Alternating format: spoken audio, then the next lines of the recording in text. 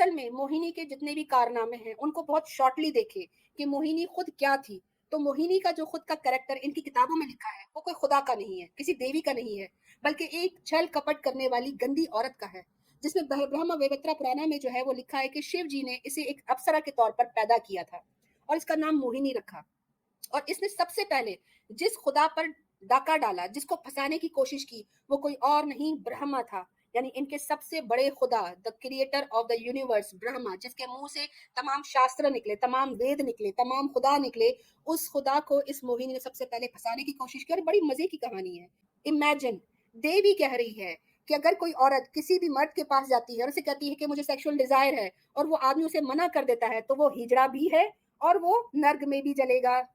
तो इस हिसाब से क्या हुआ कि जितनी भी सनातनी महिला जिनकी शादियां नहीं हुई, वो किसी मर्द के पास जाकर कह सकती हैं कि मेरी डिजायर पूरी करो, वरना तुम हिजड़े हो, तुम नामर्द हो, और अगर तुम पूरा नहीं करोगे तो तुम क्या हो, तुम नरकी हो, तुम जाओगे दोजख के अंदर, नर्क के अंदर।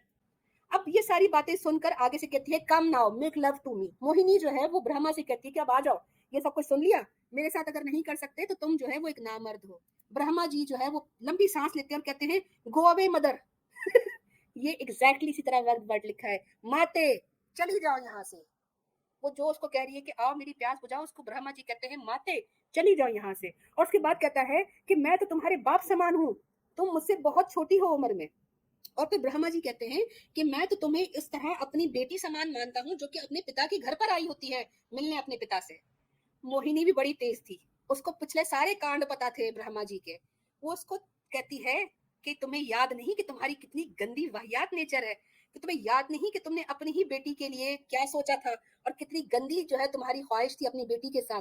तो अगर तुम मुझे भी बेटी मान ही रहे हो तो मेरे साथ भी कर लो। तो मोहिनी ने जो है वो यहाँ पर ब्रह्मा जी को जलील और ख्वार करते हुए कहती है कि दफा हो जाओ, मैं तो जा रही हूँ, लेकिन तुम भी कोई इतने अच्छे नहीं हो, मुझे बेटी कह रहे हो, पर अपनी सगी बेटी के साथ तो तुमने बहुत कुछ किया हुआ था।